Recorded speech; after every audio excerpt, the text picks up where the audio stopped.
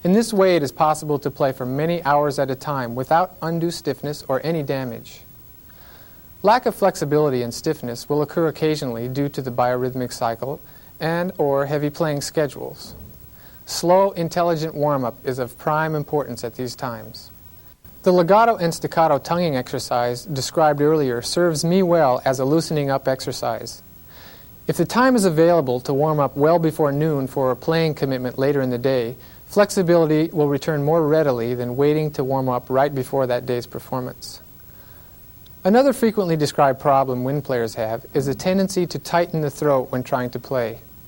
Generally, this indicates breathing too high in the chest cavity and often with lifted shoulders. Also, the concept of taking in air and expelling it as you play should be one of relaxation, even though certain muscles in the playing apparatus are not relaxed. When you find yourself in a slump or on a plateau, 90% of the time the problem is due to lazy breath support and/or boredom with the musical materials. Return to fundamental thought, get new music, be less analytical, listen more intently to your sound, and most problems will clear themselves up. Remember, mental control over unnecessary worrying is equally important. As a professional and studio musician, concert and recording schedules are often less than ideal. The most difficult music may occur at the end of a long day, or traveling may be involved. I once traveled, for instance, from Los Angeles to New York to Zurich, and by train continued on to Montreux, Switzerland, a total of 24 hours. I rehearsed an hour after arrival and performed the next evening at the jazz festival there.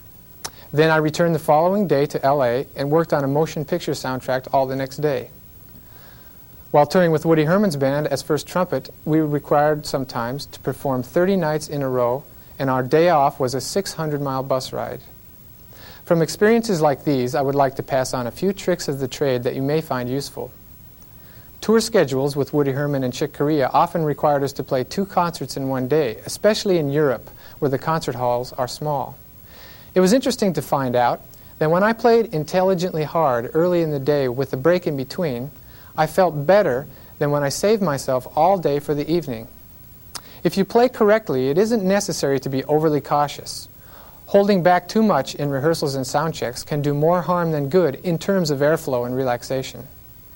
Don't forget to fall back on those good habits formed during regular practice sessions, such as hammering the valves for difficult technical passages and breathing deeply and in a relaxed fashion, as discussed earlier. In difficult upper register passages, after hitting the long notes, back off in volume and make a little crescendo to its end. It is easier to hold the notes and sounds better musically. If warm-up time is unavailable, buzz your mouthpiece with a fat sound in the medium and lower register in order to wake up your playing mechanism. Buzzing without the mouthpiece can accomplish the same thing, but caution is advised during long periods of buzzing because we use quite a different embouchure without the mouthpiece than with it. Also, the feeling of resistance is much different on the mouthpiece alone than with the horn as well. As you get tired, remember to think of airflow and projection of sound, and not of tired corners. Also, back off on the volume a bit. Finally, employ an aggressive and positive attitude whenever you pick up your trumpet. Sell your performance to the audience as the best music you can play, and they will leave satisfied. They don't care or need to know whether you are having your best day or not.